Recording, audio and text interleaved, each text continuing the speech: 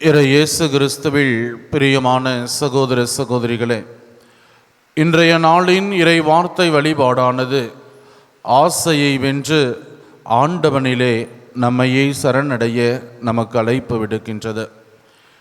இன்றைய நாளின் முதல் வாசகத்தை நாம் புரிந்து கொள்ள வேண்டுமானால் இந்த வரலாற்று பின்னணியை புரிந்து கொள்வது அவசியம்.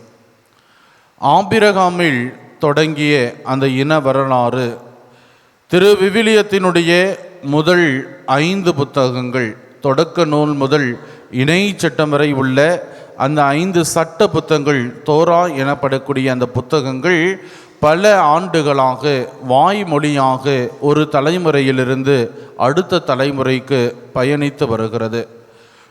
முதலாக சாலமோன் அரசர் காலத்தில்தான் அது எழுத்து வடிவம் பெறுகிறது.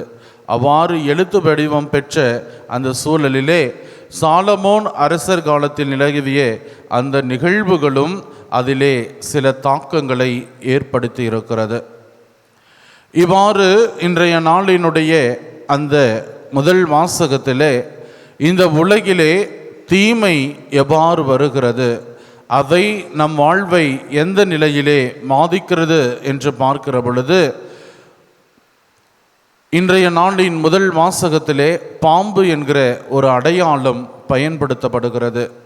இஸ்ராயல் மக்கள் கானான் நாட்டிலே குடியேறுகிற பொழுது அவர்களிடத்திலே விளங்கிய அந்த வழிபாட்டு முறை இஸ்ராயல் மக்கள் வாழ்விலும் அது தாக்கத்தை உருவாக்குகிறது. இஸ்ராயல் மக்களுக்கு யாவே இறைவனை மட்டுமே நாங்கள் வழிபடுவோம் என்று அவர்கள் உறுதிமொழி கொண்டிருந்தாலும் கானானியர்களின் வழிபாட்டு முறைமைகளால் இவர்களும் ஈர்க்கப்படுகிறார்கள். காரணம், பாம்பு என்கிற அடையாளமானது வளமையின் அடையாளமாக பயன்படுத்தப்படுகிறது. தங்கள் வாழ்விலும் அந்த வளமையை நாங்கள் பெற்றுக்கொள்ள வேண்டும் என்கிற அந்த ஒரு ஆசையும் அந்த ஒரு ஈர்ப்பும் அவர்களுடைய வாழ்விலே பாம்பை அவர்களும் வழிபடக்கூடிய நிலைக்கு செல்கிறது. இந்த நிலையிலே 4 நிலையிலே ஒரு மனிதர்களுடைய வாழ்விலே தீமைகள் ஏற்பட காரணமாய் அமைகிறது. முதலிலே ஆசை, இரண்டாவது அவற்றின் மீது நாம் ஈர்க்க பெறுவது, மூன்றாவது பிறரையும் நம்மோடு இணைத்து கொள்வது, நான்காவது ஆண்டவருடைய உறவிலிருந்து பிரிந்து செல்வது. இது ஆதாம் ஏவாளினுடைய வாழ்விலே மிக அழகாக அமைந்திருப்பதை இன்றைய நாளினுடைய முதல் வாசகத்திலே நம்மால் வாசிக்க முடிகிறது.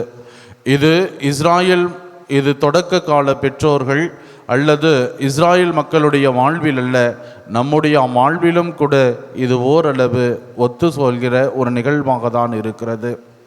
ஒரு பனை மரத்திற்கு ஒரு ஆலைமர விழுதானது தேடி வருகிறது. அந்த பனை மரத்தை பார்த்து அந்த ஆலமர விருது கேட்டதாம், நான் எல்லா இடங்களிலும் சுற்றி கொண்டிருக்கிறேன், நான் தங்கிக் கொள்வதற்கு இடம் இல்லை, உன்னிலே தங்கிக் கொள்ள இடம் தருவையா என்று. அதை கண்ட அந்த பனைமரம் அந்த ஆலைமர விதைக்கு அது இடம் கொடுக்கிறது. நாட்கள் செல்ல செல்ல அந்த ஆலமர விதையானது விருட்சமாக விரிந்து வளர்கிற தருணத்தில் பனை மரத்தில் இருக்கிற அந்த சத்துக்களை எல்லாம் இந்த ஆலமரம் எடுத்து பனை மரத்தை உயிரிழக்க செய்ய விடுகிறது.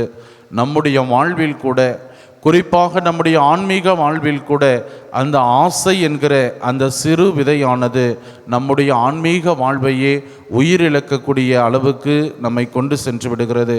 சிந்தித்து பார்ப்போம். என்னுடைய அன்றாட வாழ்விலே அந்த ஆசை என்கிற விதையை என்னிலே நான் வளர செய்கிறேனா, அல்லது முளையிலேயே அதற்கு நான் முடிவு கட்ட முற்படுகிறேனா? ஆசைகளை வென்று ஆண்டவனில் நம்மையே சரணடைய தொடர்ந்து ஜெபிப்போம். ஆமேன்.